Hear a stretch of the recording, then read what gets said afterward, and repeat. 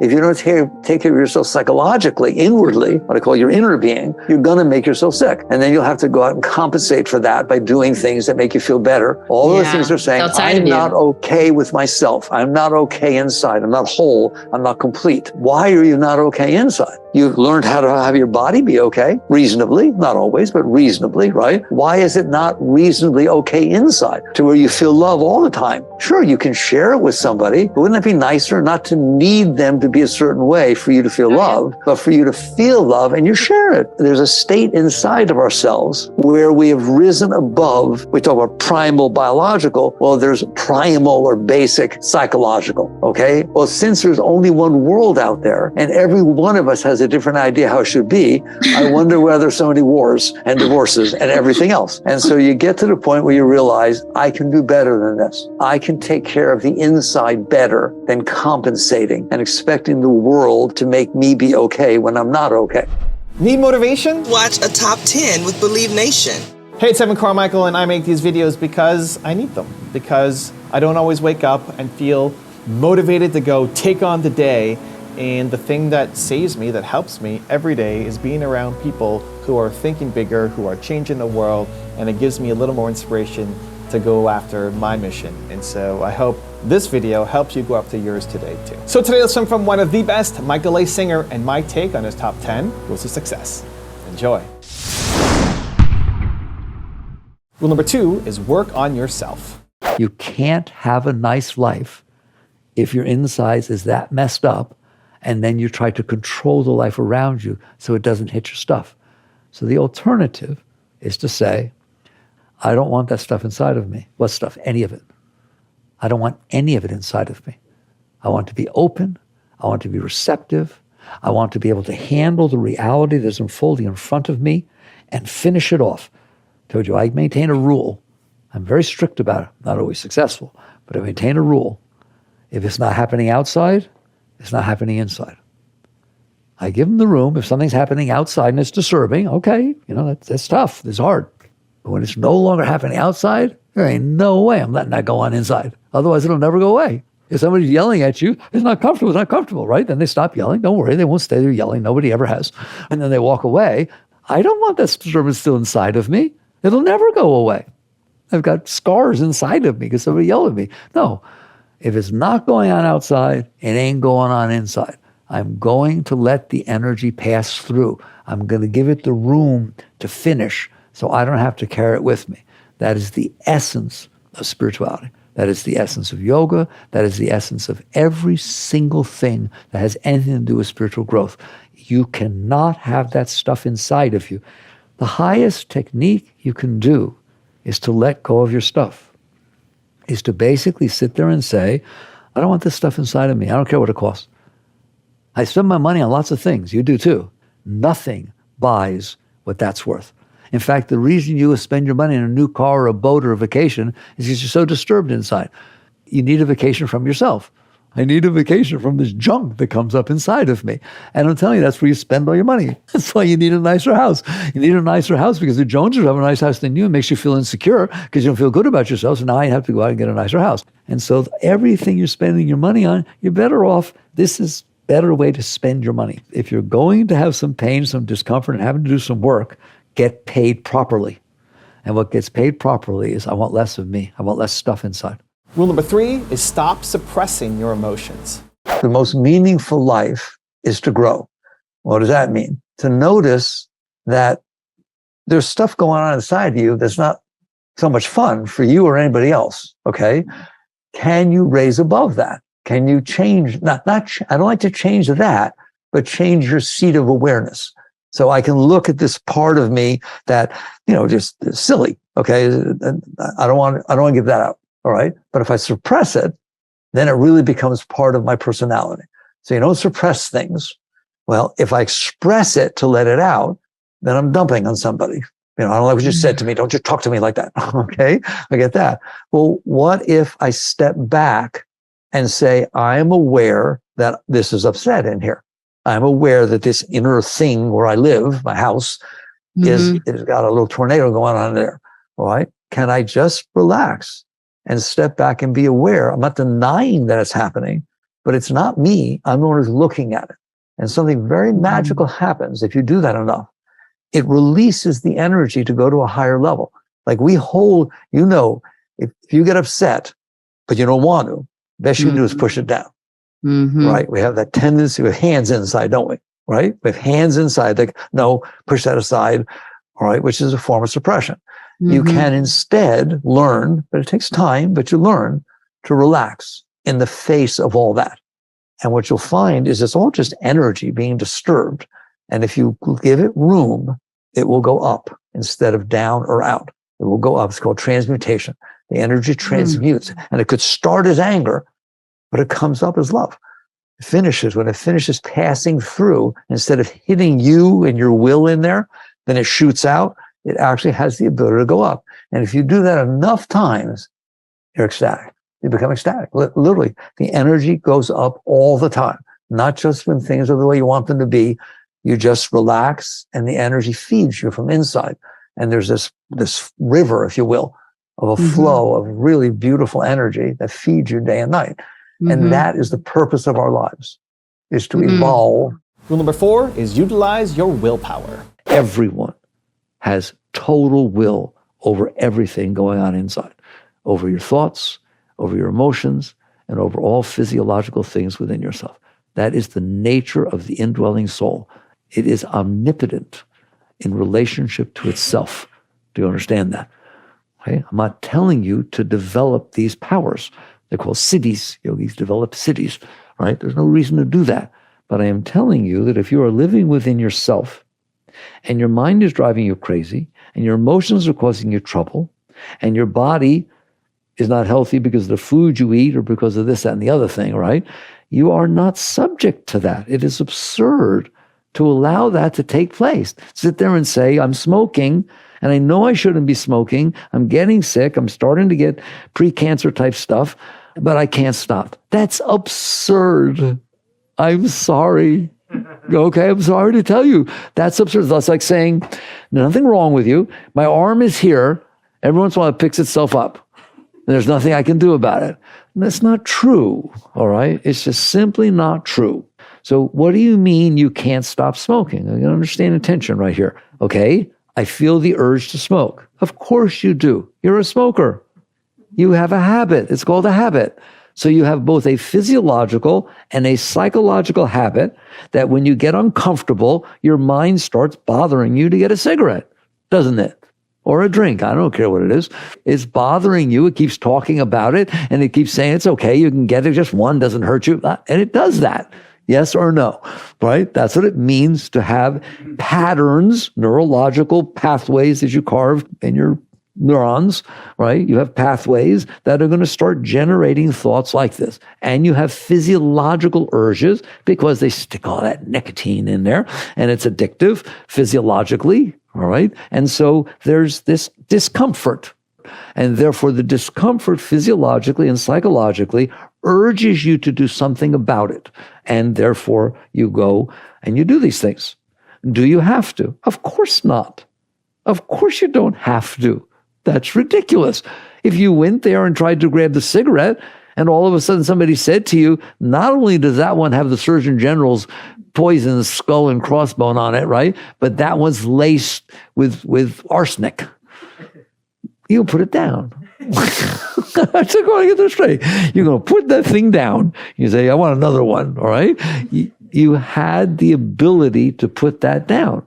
There is no way you are telling me, and I won't believe you if you say it because I know it's not true, that you do not have the ability to not take that cigarette out that says arsenic laced, put it in your mouth and light it and say, I knew I shouldn't, but I just couldn't help myself. You can help yourself. You can help yourself if you intend to. If your intention is, I don't want to smoke that, you are not going to smoke that. If your intention is, I wish I didn't want to smoke it because I know it's not good for me, but I really want to smoke it, you will smoke it.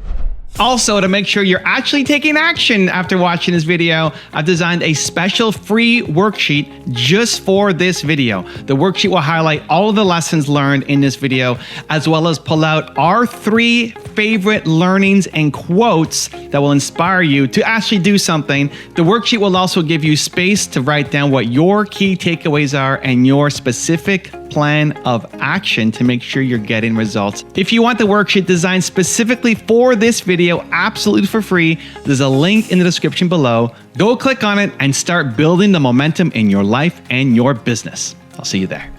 Rule number 5 is take on challenges. If something happens that's challenging, then play chess. Be challenged.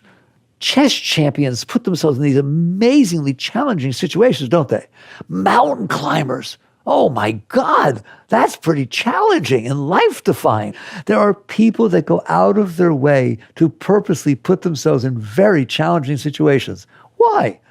Why do they do that? Because it brings out the best in you. It makes you dig deep and bring out the best that you are and makes you better than you were before, doesn't it? That's why we have competitions. That's why you climb mountains. That's why you challenge yourself to your limits. Why can't you let the everyday events that are unfolding in your life be your mountain climbing, be your chess match? They are just there. If they're challenging, good. Good. I'm glad they're challenging. That's exciting. That's better than being bored, isn't it? It's better than just floating through empty, dark space. Rule number 6 is develop self-awareness. It is not true that when you are born that necessarily you are more centered in the seat of self and then some terrible things happen and you get that. Mm-hmm. The masters, you're going to use to teach this, says the moment the consciousness, the self, drops into the body, the experience is so intense, it's overwhelming, right? It's like you're all of a sudden thrown into the water with fish swimming all around. You've never been there before, right? It's so distracting. It's so powerful. The experience is so powerful that it pulls your consciousness into the experience. So that happens immediately, all right? That you have become separate from who you are because you're busy paying attention to the object of consciousness instead of your seat of consciousness. So the more distracting something is, the more powerful the experience is, the more distracting it is. Distracting is the most spiritual word you'll ever use. It means it pulls you away from yourself. It means consciousness. I was looking at that book, then you started talking, it distracted me. My consciousness went to you. Pull, all right? So when something distracts you, it draws your consciousness toward it. So when you drop into the body, when you take birth, right, your consciousness is pulled into this experiential, unbelievable experience of the senses coming in, of noises and sounds and things and blah, blah, blah, right? And so it immediately becomes distracted into the body and into the world, okay? And then what happens is, it's not comfortable. There's a sense of loss of self, okay? I don't know who I am. Right? And this is where, as a psychologist, somebody who studies this stuff, it becomes very interesting psychology. Then the self is not that the self-concept develops. We do it. We pull the self-concept around ourselves to protect ourselves. The self does that. The consciousness doesn't know itself. It loses itself. It's been drawn away from itself. So there's this sense of loss, a sense of discomfort, a sense of disorientation. It's very much like if somebody has amnesia. And when they wake up from amnesia, they're not comfortable. There's no one ever been comfortable when they wake up and they don't know who they are or who their family is or where they live or where they don't know a single thing. They panic, right? That is what happens when you lose your seat of centered self. So now, because you are uncomfortable, you immediately try to define yourself, try to cling or hold on to things that will help you define the reality that you're dealing with. Right? To orient. Exactly. And that's where the self-concept comes from. And as a mother, you know that starts pretty early, right? That they start developing, you're my mommy. That's the first one. That's my daddy. This is my crib. The psychologist will tell you the worst thing you can do to a child is put them in a different place every single night with different toys and different people. You understand that? Because they can't find the solidity of defining themselves. And so we start to develop this self-concept in our mind. That's why we call it a concept. It's not the self, it's a concept of self. A concept is something that's not real. It's a mental image. It's a mental thought, okay? So we start to develop in our minds, this is mommy, this is daddy, this is where I live, this is my crib, this is my toy, this is, except that's where the mind comes from. And that's why they're so strong about the mind in the terrible twos, right? This is not that you took my toy, you took me, right? I've defined myself in relationship to this object. Don't touch it. Don't take it away. And it's panic, right? You see the crying and the tremendous clinging to objects. That it is the self, the lost self, the fallen soul, all right, that has lost itself, that is trying to redefine itself in these objects outside. But that doesn't stop with the terrible twos. We then develop not just objects, but a concept of ourselves as experiences happen to us. We define ourselves by the experiences we had. It's hilarious, right? You are not the experience, you're the one who had the experience. But if I play Dorothy in third grade Wizard of Oz, right? And I'm the big hero and I did a great job, that becomes part of my definition of who I am. If I'm 30 years later and we're talking about the school play, there's a reunion, and somebody else says, I played Dorothy, you freak out. No, I played Dorothy in that play. You understand that? It's like 20 years later, you will fight for your right to hold on to your definition of yourself, because you literally defined yourself as the one who played Dorothy, as the one who married Paul, as the one who has his 2 children, as the one who went to school over here. You're defining yourself as the experiences you went through, because those are the images they're the data that went into your mind. And that's why every one of us define ourselves separately, differently, and our definitions of self keep changing, right? If you say, well, I'm Paul's wife, what happens if you get divorced? Right? Well, now I'm Ben's wife. It's like you didn't die because you're not with Paul. You understand that? But you hold on inside of you. I'm the one who had that terrible experience with Paul. So that's how you develop this self-concept. Rule number 7 is set your intention. Anger. You have trouble with anger. Anger is very strong, right? Yes, all of these things can be very strong. The question is your intention. I guarantee you there is nobody that is not capable of working with their anger. Nobody. Because you are the strongest force inside. Well, how come anger overcomes me or overcomes somebody? It doesn't do it all at once. It is not like you're standing there in the middle of the field and all of a sudden, rah, you don't think anything, nothing happens, and this roaring beast overcomes your being, all right? I mean, it can be if there's mental illness. I'm not talking about that, okay? I'm not saying there can't be something physiologically wrong, okay? And that's the type, by the way, the type of mental illness I just separated out is that there's a physiological problem with the brain. So basically now, here's how I see anger. He's talking to me. He starts touching sensitive subjects inside of me, purposely or not purposely. It doesn't matter to me. It sounds purposeful, I'll tell you right now. The moment that thing starts, okay? And I start feeling uncomfortable, right or wrong. And I start feeling this heat building up from down here, third chakra stuff, all right? And go on, and I can actually feel myself start to get heated. I might even say, stop it. I'm telling you, I'm not going to be responsible if you keep going for what's going to happen. Oh, wow, that's beautiful. In other words, I'm still here. I'm conscious. I have my will, and I'm seeing this force begin to rise up inside of me. It builds, doesn't it? Anger builds, right? Very good. If your intention is to not lose your temper, ever, well, what if the person's wrong? That's a very different intention, right? What if they're trying to make me lose my temper, nah? Right? If your intention is to not lose your temper, I would highly advise starting very early in the game I just talked about. All right? That the moment they start talking about a subject that you know is difficult to you, that's where you start. Your intention, if you're smart, that intention and the will-driven intention is so strong that the moment that starts, you take control. You step forward. It has to be that your only intention is to stay centered, to stay clear, and to be with your hands on the wheel, and that's how you're going to drive. Rule number 8 is nurture your inner well-being. You live inside. You don't live outside. You live inside. There's a mind in there with you. There's a heart in there with you. There's energy flows in there with you. If you leave them alone, it's going to be a mess. People don't even understand what a mess it is because they don't know it doesn't have to be that way. You just get used to living in a mess. You're moody, you have problems, you're sensitive, you don't like things, you don't get what you want, you get what you don't want, you're afraid, you're desirous. It's just a commotion. It's just uncomfortable inside.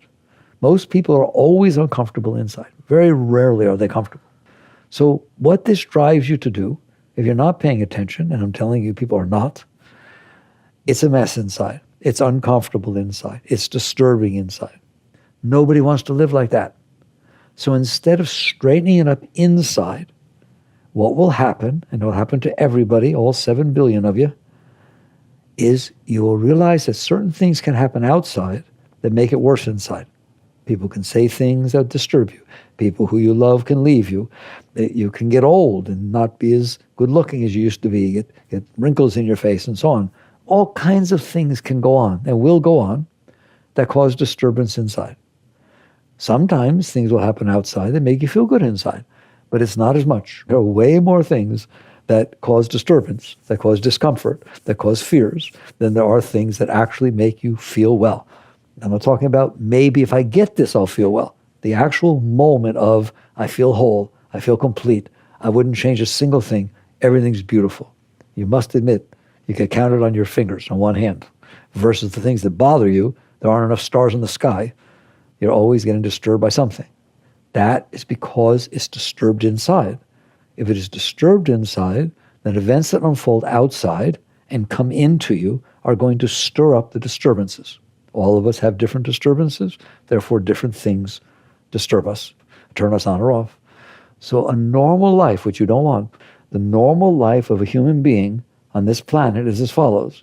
I am not okay inside. I'm not comfortable. I'm always uncomfortable. It's not comfortable.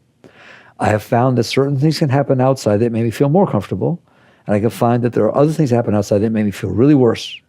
So my task in life is to try to control the environment outside of me so that more often it makes me feel good inside when it comes in, and less often it unfolds in a way that disturbs me, makes me worse. If you dare to be open and look at it, you will realize that's most people's entire life. Trying to figure out what they need or want outside and what they don't want and don't need outside, and then try to figure out how to make it be that way. And we end up going to war with reality. We end up going outside, fighting with people, places, things, situations, everything unfolding because it's not the way we want. And then you try to make it be the way you want. And by the time you're done, it's very difficult to make everybody be the way you want. It's very difficult to have every situation unfold the way you want. It's very difficult to have things not happen that disturb you, since it's so easy for us to get disturbed. So it doesn't work. And we end up getting frustrated, we end up getting tense, and we end up getting anxious. This is the normal state of how people live. That's a worldly life. It's just an external life of fighting with the outside to try to make it so you can live with yourself inside. There's an alternative life. It's so simple, it's ridiculous. And very, very few people actually walk it, which is, I live in here. I should straighten it up. I shouldn't try to find somebody that'll straighten up for me. I shouldn't try to find a job that will turn me on so much that I will be distracted by the disturbances inside of me. I should fix what's wrong inside of me. This is my house. I live in here. If I'm sensitive, if I'm scared, if I'm insecure, if I have issues going on in here that I don't like to talk about, that cause me trouble, I need to clean up. I need to straighten this up in here. I don't want to go for the rest of my life keeping garbage inside of me and then trying to make a life outside that either distracts me from it or fits what's wrong inside of me. Rule number 9 is live in the present moment. The great spiritual path, which is also the great way of life, is to turn this back, is to say, life has the right to be the way it is. It's very grand of you, I think, right? Life has the right, the moment in front of me has the right to be the way it is. There are forces, doesn't mean I like it, doesn't mean I can give lots of reasons why it would be better another way. That didn't change anything. I think it'd be neat if we could fly, so we didn't have to have planes and we'd have to go through TSA. and it takes so long, right? Come on, guys, grow up. You start by honoring and respecting reality. So you come into the moment and you do the work you need to do to stop making up an alternate reality and trying to impose it on top of reality. Oh, people get really scared with that. Well, how will I succeed? I want to know how you manage succeeding fighting with everything. I'm telling you, 90% of all of your shakti, your chi, your energy is wasted suppressing the stuff from the past, using your mind to make up how you want it to be, make all those decisions that are so important, and then fighting with everybody and everything. And you're using so much energy, you have no idea. Imagine if you were taking that golf shot and ask a golf pro, well, what I'm going to do is every movement, when I move my arms back, I'm going to think, am I doing it right? Maybe I should go another degree. And then I'll watch and I'll see it right. How's that shot going to be? No one will tell you to hit a shot like that. It's supposed to be a fluid, free action, period. There's not supposed to be any mind involved. It is supposed to be a complete merger of your whole being and all of your energy into the oneness of hitting that ball. Go ask anybody. All right, that's it. That's martial arts, that's sports, that's everything. It's the same way with life. If you stop this mishigas, this craziness that we are doing with our minds, and come into the present moment and ask that moment, what is the highest we could do together? That's what you've asked the golf ball that's sitting on the edge of the rough. What is the highest we can do together? How can I join you in the rough and participate in this moment and bring the joy that can exist in this moment and do the best that I can? Because the best you can do is the best that you can do in the moment. It's not something you made up hypothetically. If you live that way, each moment will be better in the next moment. You will have brought your best game to every single moment you're doing. That goes for everything. It goes for business. It goes for relationships. If you're in a relationship and somebody comes to you and says, I need to talk to you, those dreaded words. When you come back from work tonight, that's really nice. We need to have a talk. I've been meaning to talk to you for a while, but I've been scared, but I'm ready. My therapist said I should talk to you. Okay, all right. So you're going to have one hell of a day, aren't you? Your mind's going to make up what they're going to talk to you about, right? This, that, what you're going to say back. This is going to be terrible. And then you're going to sit down, and by the time you did all that, the person's going to sit down and start to talk and sit there and say, I'm really sorry, because I care for you. It starts like that. But there are just some things, and right away out of your mouth, because you've decided what they're talking about, right? It's not true, I didn't do that. I know you think, I always knew you, I thought that you did that. But it's not true, I didn't do it. George did it. He just lied to you. Wow, I gotta jump the gun a little bit here. In other words, what you're going to do, you want to protect yourself from something you are not comfortable with, and you're going to try to use this conversation so that you walk away feeling a little bit better because you didn't feel comfortable with it all day. That's very different than you're going to use this conversation that this person you care about has said, I need some help with something, rather than bringing yourself into the moment, trying to see, can I be of some assistance? You don't care about what that person's going through. You care about what you're going through because that person is threatening you. And therefore, every word you say and everything you hear and everything they do will be about you. It won't be about them. That's how it gets when the emotions get involved, isn't it? It'll be about protecting yourself. Well, if you protect yourself, you're the worst partner that ever lived. If you come into that moment, let go of the part of you that is your personal, come into the moment, this is your friend, this is your partner, and listen to what the person has to say. Literally, listen. Maybe you'll hear something. Maybe something can be improved. Maybe it has nothing to do with what you're thinking about anyways. Maybe they want to tell you, I just wanted to tell you that I've always wanted to go back to Ireland, and I know you work hard. I bought the tickets. Please don't be mad at me. It's for our anniversary. Forget what I said about George.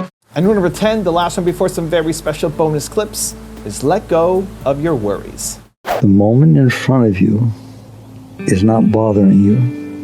You are bothering yourself about the moment in front of you. That is always the truth. That's a very hard truth to digest. I'll tell you that right now. Your mind does not agree with that. But stop for a moment and let's talk about it. The moment in front of you isn't bothering everybody else, maybe. but it's sure bothering you. So either the moment in front of you is bothersome, or it's a moment. That's something that I try to get across in the new book. Every moment in the universe is a moment in the universe. That's all it is. I'll drop you down at some place in Paris and there's something going on. I'll move you 10 feet away, there's something else going on. I'll bring you back to Kansas and drop you in Wichita and there's something going on. No matter where I put you, there's something going on. Now, I'm going to ask you a math question. How many different things are there going on at the same time on the planet Earth? There's no number that's big enough. Trillions and trillions of things are going on at the same time. If you're willing to let go of yourself, you will realize they're all the same. They are what happens to be going on the planet Earth at that moment. Don't worry, it won't be going on in the next moment. And the moment before doesn't happen again ever. Ever. So the moment you happen to be standing in front of is just a unique moment in time and space, and you just happen to be standing there. It's not personal. How can it be personal? There's 800 billion of them, and that's just on Earth. What about the rest of the place? Are there moments going on there? Are there moments going on in every place in the moon? Moments going on in every place everywhere? Well, that's a lot of moments. And you just happen to be standing in front of one of them. It has nothing to do with you. It's not personal. You didn't make it. It's just like a movie moving through, and it passes by. It can't bother you, but you can bother yourself about it. And I'm going to tell you a secret. If you don't bother yourself about it, it won't bother you. If you don't bother yourself about it, it will not bother you one iota. How do I know? Because there's 700 trillion moments that are not bothering you. They exist just like every other moment. And they're not bothering you. Why? Because you're not bothering yourself about them. If I pick you up and I drop you there, you'll bother yourself about it. Well, why don't you bother yourself about it before I drop you there? The same moment, same thing. You have to be willing to let go at that level if you want to explore the deep states. The moment in front of you is not bothering you. You are bothering yourself about the moment in front of you. Now let's bring this a little more down to earth. You're driving down the street. There's a car in front of you on a single lane highway. You're in a rush, and they're going very slow. How you doing? Not so good. Is the speed of that car out of the whole universe? Is really something terrible that's bothering you? No, you're bothering yourself about it. You're saying, I can't handle this. I'm in a rush. What's wrong with you? Don't you see the speed limit? Yes or no? You are bothering yourself about the moment in front of you. If criticism creates reaction inside, which of course it does, like you said, in most people, then are you willing to, Ramdas used to say, use it to go to God. I always love that. I keep that with me. Are you willing to say, hey, I bothered meditating. You told me all these intense practices you did, this fasting, this, all you've read, all stuff I used to do, all right? Here it is. Here's a moment where the very thing that is keeping you from the ascent has shown its face to you. Are you willing to use that for your spiritual growth? And that has to be deep inside. And the answer is yes, of course I am. Okay, then you need to bring these energies up. What happened there when you got hot and the energy got hot and the breath went faster, the snippy comments is that basically it hit a blockage. It hit a blockage, expanded out. And so basically what your willingness to do is to say, I can stay centered in the midst of that blockage and I can relax. So the key is relaxing. You're right, we didn't talk about that because letting go, those are just words. The key is, can I relax in the face of the reaction? And when people come to me and say, well, the anger won't relax. Well, of course not. Anger doesn't know how to relax. Defensiveness doesn't know how to relax. But you who is experiencing, I love you obviously were talking to me from a place of witness consciousness because you described to me what it felt like to have that reaction. That meant you were in there noticing it. You who notices it wants to do something about it to make it stop. That's why you have these snippy comments. That's why you attack or whatever, or run away, whatever it is, right? Fight or flight, right? No. What you need to do about it is relax. If you will relax instead, you gave it some space to release. So you're absolutely right. It is not breathe and let go. That doesn't mean anything. Breathe means something. But let go, those are just words. They don't mean a single thing. What it means is catch your breath for a moment, make a commitment. I want to use this to go to God. I want to use this for my spiritual growth. I want to use this to liberate myself from myself. All right? There. Now you have your intention. Now I'm asking you to relax. It's not easy. You'll see the energy tries to pull you into it, right? That's what it's trying to do, right? It tries to pull you in to get you to feed the reaction. Instead, you relax. And just the very act of relaxing leaves some space for a little bit of it to pass through. The more you relax, the more you lean away from the energy that's making all the noise, the more space you leave. And that's a very, very deep spiritual practice, to relax and release. I call it R&R, to relax and release everything. All the time. First, let go. That's what I mean by let go. Relax and release. Now, deal with the situation. Don't deal with your reaction. The highest life you can live is that every moment that passed in front of you is better off because it did. Every moment, because it passed in front of you, you interacted with a way that when it went on its way, it was higher than before it passed before you. That's St. Francis's prayer, isn't it? Make me an instrument of thy peace. Where there's sickness, let me bring health. Where there's sadness, let me bring joy. Not let me take from the moment. When you're not okay inside, you're taking. You're taking. When you're okay inside, you're giving to the moment. You're raising the moment. Not according to what you think should be happening, in accordance to what you're hearing the moment bring to you. It talks to you. That's not mystical. If there are storm clouds up ahead and you see sheets of rain in a distance, life is telling you it is probably going to rain where you are. That's literally, Christ said, let those who have eyes to see, let them see. Let those who have ears to hear, let them hear. In other words, come on, get out of your head and pay attention to what's going on in front of you. That's all you need to do. That's all you need to do. It will tell you everything you need. It will give you an idea where it's going, give you an idea where it's coming from, give you an idea what it needs on its journey, and you become a servant. You become a servant of the moment that's in front of you, and then you let it go. Let it go. How many of you have conversations with somebody, and then when the conversation's over and you walk away, the conversation's not over inside your head? Oh, I shouldn't have said, oh, if only I had said this. Oh my God, he probably thinks I'm so stupid. I should call him. No, don't call him. You're really stupid. What is that? You're missing the next moment because you're being neurotic about the last one. So you can't possibly be doing the best you can. Do you understand that? Because there's literally a moment unfolding in front of you while you're doing that. You're obviously missing that moment, aren't you? Because you're caught in the last one. You should have the ability to have a conversation, be present in the conversation, absolutely do the best that you can in that conversation to raise it. And if it's business, you can raise it for, to do the best in business. If it's relationship, we raise it best for love. Nobody's saying you're not interacting with it in harmony with its purpose. But basically, when it's over, I'm telling you, it's over.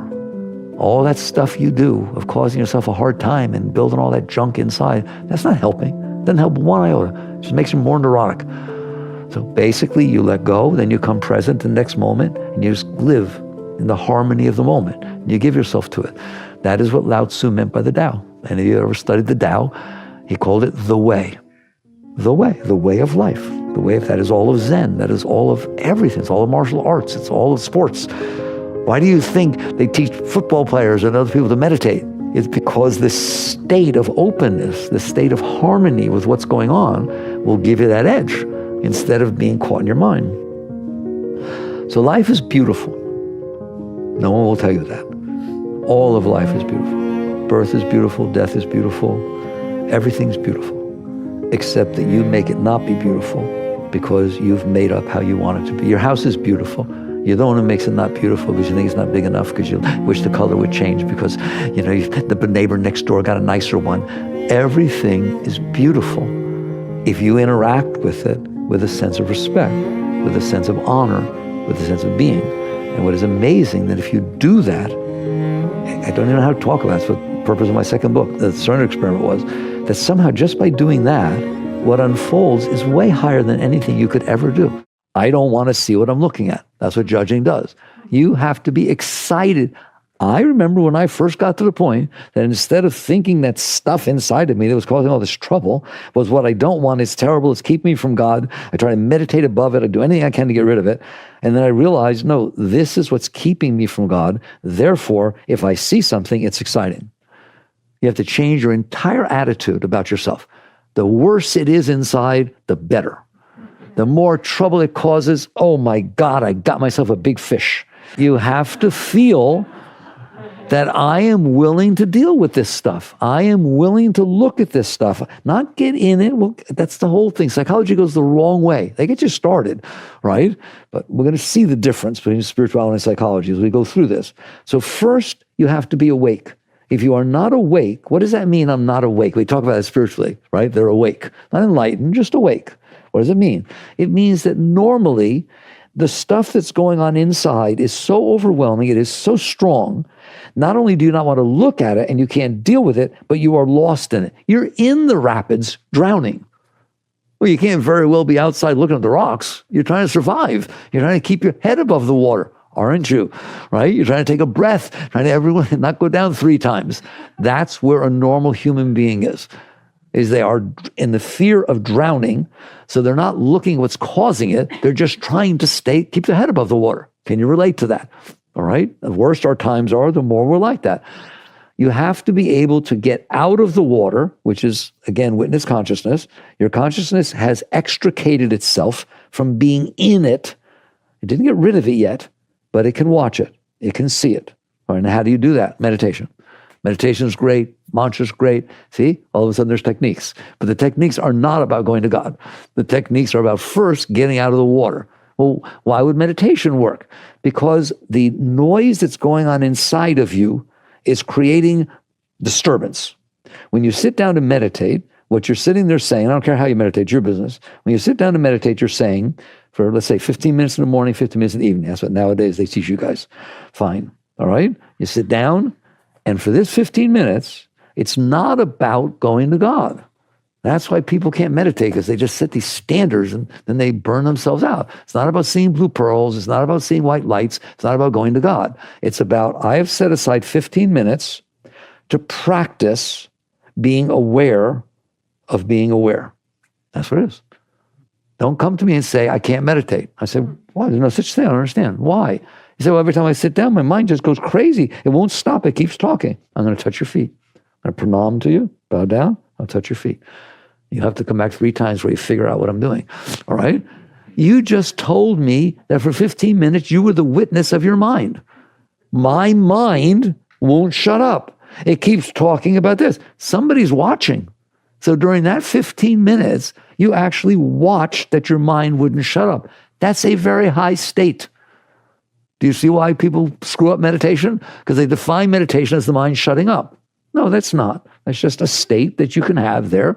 But if your mind doesn't shut up, and you're aware that your mind doesn't shut up, if your heart is bothering you and you're aware that your heart's bothering you, I was trying to meditate, but then this thing came back up from before that bothered me. I don't know why, but it happened years ago, and my heart started hurting, and I just sat there and watched it. Like, good. There are so many situations in our everyday experiences of work that are just excellent opportunities for growth. So for example, you find yourself in a meeting and there's a group of people and they're sharing ideas and their views. The first thing I want to talk about is if you watch, what you're going to realize is you're not really listening. You're doing one of 2 things, and this goes even not just for meetings, just even in conversations when you just sit there talking to somebody. Either when they're talking and you're supposedly listening, what you're actually listening to is your own view of what they're saying. You're listening to the voice inside your head say, well, I never did anything like that. I wonder why. Yeah, I wouldn't want that to happen to me either. And no, I wouldn't say it the way you said it. I would, and you're in there talking. The voice inside your head is talking, and you're actually paying as much, if not more, attention to your opinion, view, judgment, whatever it is, extensions, add-ons, and subtractions to what's being said, then you are paying attention to the words coming out of the person's mouth. And that's if you're actually listening. What happens very often in a meeting, and I see it all the time with people, right, is they're not even listening to what anybody's saying. They're thinking about what they're going to say when it's their turn. That's all that's going on inside their head, is they're just thinking about, how do I formulate that? That's unbelievable. I shouldn't even have to talk on that. If you're doing that, you don't belong in the meeting. Because the purpose of the meeting is we're all different.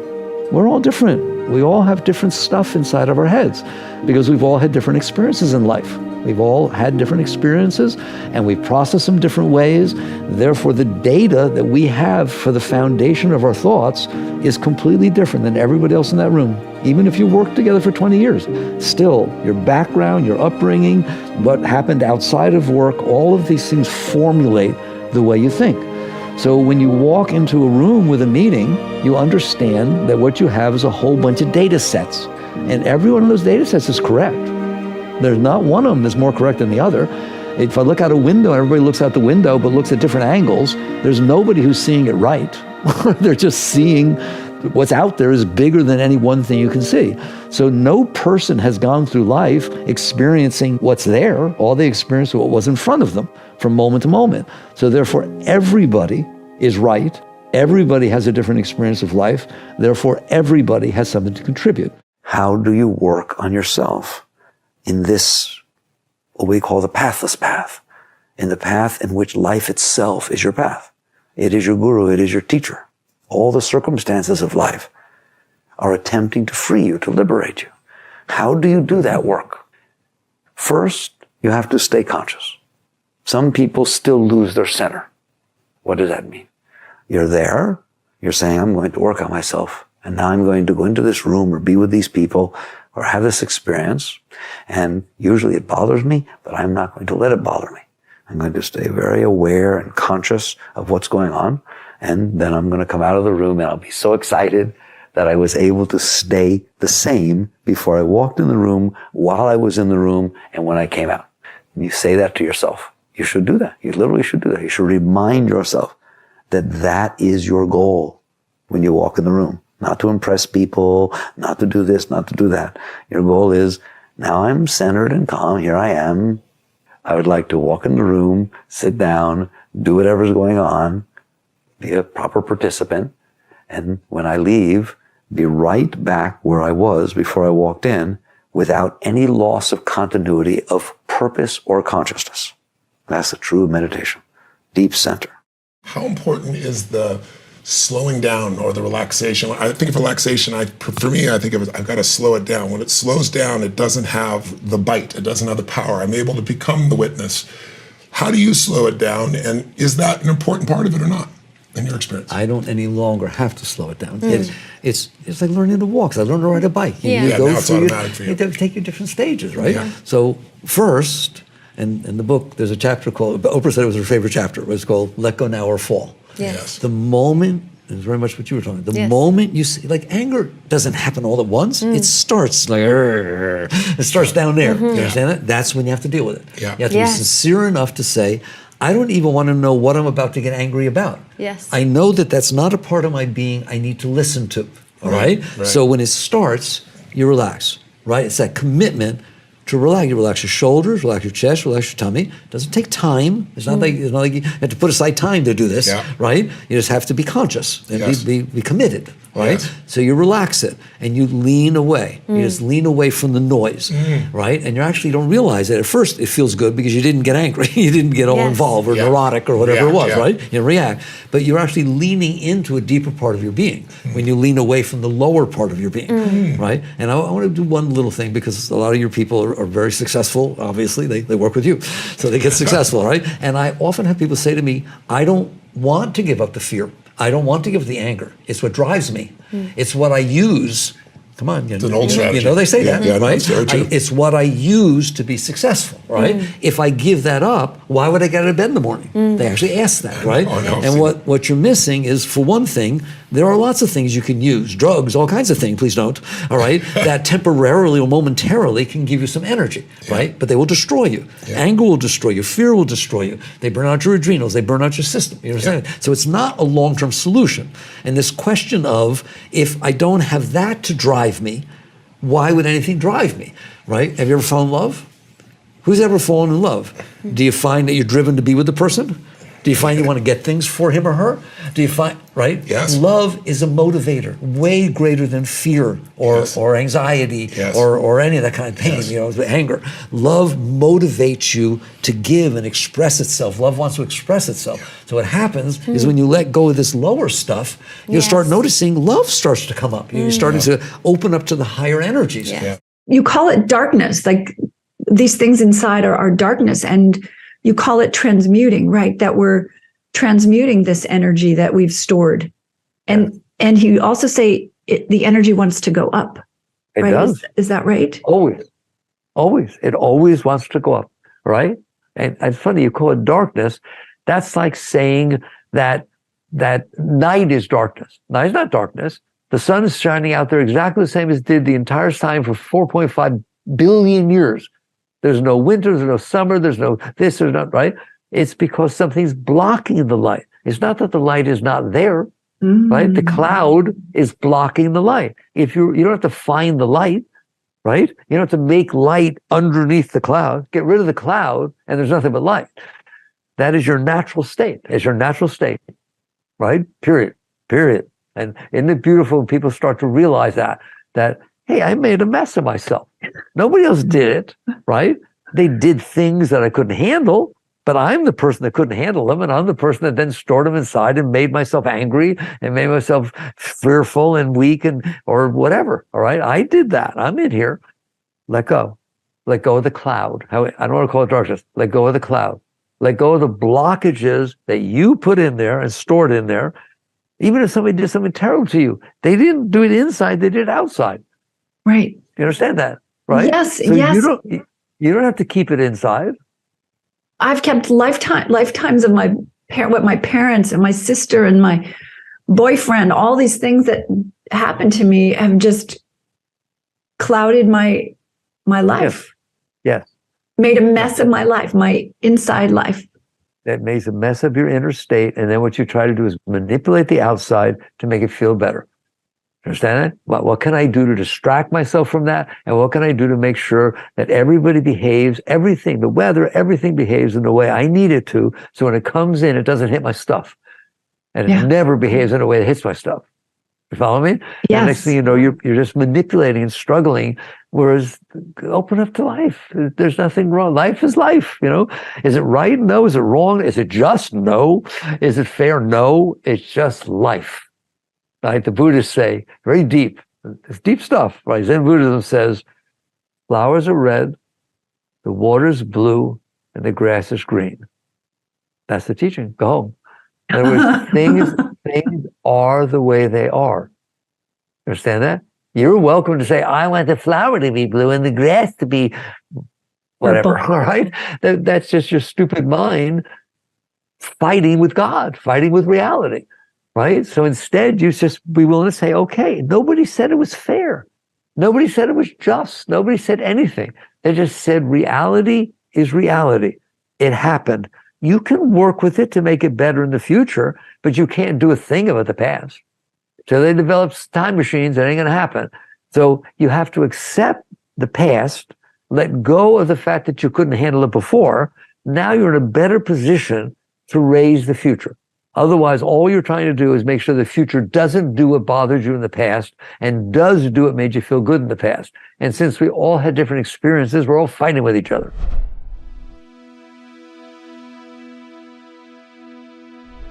Because you made it this far in a video, I want to celebrate you. Most people start and don't finish. Most people never actually follow through. Most people say they want something, but they don't ever do the work to actually get it. But you are different. You are special. Believe Nation, you made it here all the way to the end, and I love you. So as a special celebration, if you put a hashtag believe down in the comments below on this video, I will showcase you and celebrate you somewhere on the screen in a future video because you are awesome. For 10 more amazing rules from Eckhart Tolle, check the video right there next to me. I think you'll love it. Continue to believe, and I'll see you there. Free will ultimately does not come in until there's some awareness in you. That's where free will comes from. Until you have some awareness, you are run by the